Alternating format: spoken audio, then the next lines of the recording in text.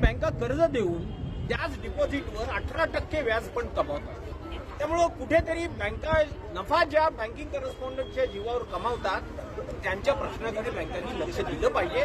यासाठी आज हे बँकिंग करस्पॉन्डंट रस्त्यावर आलेले आहेत. पहिल्यांदा बँकिंग करस्पॉन्डंट हे बँकेचे कॉन्ट्रॅक्ट एम्प्लॉई म्हणून काम करायचे. त्यावेळी त्यांना बऱ्यापैकी वेतन मिळत होतं. पण आता मध्यस्थ आला, सर्व्हिस प्रोव्हायडर आला आणि तो बसल्या ठिकाणी यातलं 30% कमिशन खातो आणि बँक त्याला जो पैसा देते तो पैसा त्याचा हिशोब कुठेही ना बँकेला आहे ते या बँकिंग करस्पॉन्डंटला आहे. त्या संदर्भात आरबीआय किंवा वित्त मंत्रालय आहे यांना पत्रव्यवहार केले जाते. आम्ही रिझर्व्ह बँकेला पत्रव्यवहार केला, आम्ही स्टेट लेव्हल बँकर्स कमिटीला पत्रव्यवहार केला, आम्ही राज्याच्या मुख्यमंत्र्यांच्या दरवाजात आज जे उभे आहोत.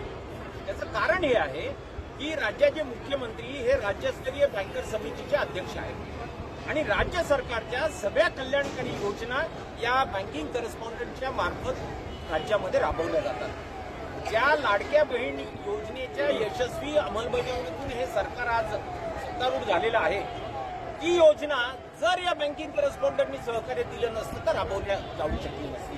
त्यामुळे मला वाटतं कुठेतरी राज्य सरकारने या बँकिंग करस्पॉन्डंटच्या प्रश्नाची दखल घ्यायला पाहिजे, त्यांची कैफियत ऐकायला पाहिजे.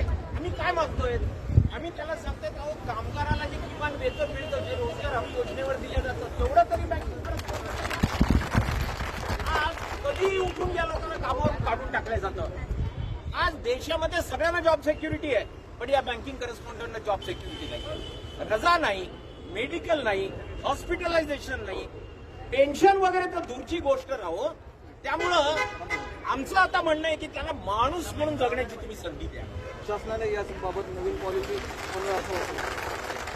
आमची असं म्हणणं आहे सरकारला की राज्यस्तरीय बँकर समितीच्या वतीने त्यांनी एक अभ्यास गट स्थापन करावा, त्यात बँकिंग करस्पॉन्डंटचे प्रतिनिधी घ्यावेत आणि त्यांनी या लोकांचं जे शोषण होत आहे त्याची दखल घेऊन कुठेतरी त्यांच्या प्रश्न सोडवण्याचा प्रयत्न करावा.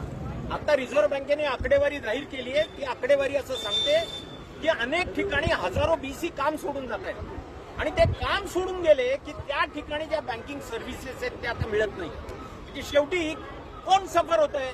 तर बँकेचा कस्टमर होत आहे, बँका होत आहे. त्यामुळं जे नरेंद्र मोदी उठता बसता जनधन योजनेची वाहवा करतात त्यांनी करावं. ते अगदी मेडिसन स्क्वेअरमध्ये जाऊन सांगतात मी 50 कोटी खाती या माझ्या बँकिंगमध्ये उघडली. अरे पण कोणी उघडली? ती काही नरेंद्र मोदींनी उघडलेली नाहीत, ती या बँकिंग करस्पॉन्डंटनी उघडलेली आहेत. मग त्यांच्या प्रश्नाची तुम्ही दखल घ्या, हेच आमचं म्हणणं आहे.